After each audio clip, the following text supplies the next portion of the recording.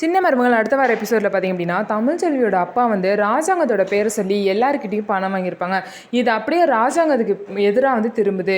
ராஜாங்கம் மேலே வந்து எல்லாரும் பார்த்தீங்கன்னா இவருக்கு வந்து லஞ்சம் வாங்கியிருக்காரு எல்லாருக்கிட்டையும், அதனால தான் இவர் சம்மந்தியை வெட்டி எல்லாருக்கிட்டையுமே காசு வாங்க வச்சிருக்காரு அப்படின்னு சொல்லிட்டு ஒரு பொய்யான ஒரு திருட்டு பழி வந்து பார்த்தீங்க அப்படின்னா ராஜாங்கத்து மேலே விழப்போகுது. இந்த பழி அவர் மேலே விழுந்தா அவருக்கு வந்து ரொம்பவே அசிங்கமாயிரும்.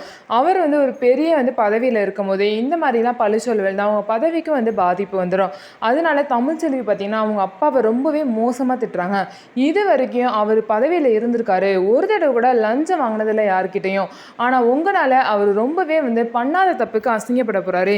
இதுக்கெலாம் நீங்கள் என்ன பதில் சொல்ல போகிறீங்கன்னு சொல்லிட்டு ஒரு சைடு வந்து தமிழ்ச்செல்வி அவங்க அப்பாவை திட்டிகிட்டு இருக்காங்க.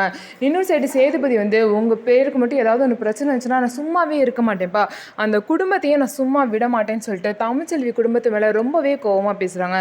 இந்த மாதிரி தான் அடுத்த வார எபிசோட் நடக்க போகுது. நம்ம வீடியோ உங்களுக்கு பிடிச்சிருந்தா நம்ம வீடியோ லைக் பண்ணிக்கோங்க. மறக்காமல் நம்மளோட சேனலை சப்ஸ்கிரைப் பண்ணிவிட்டு பாருங்கள்.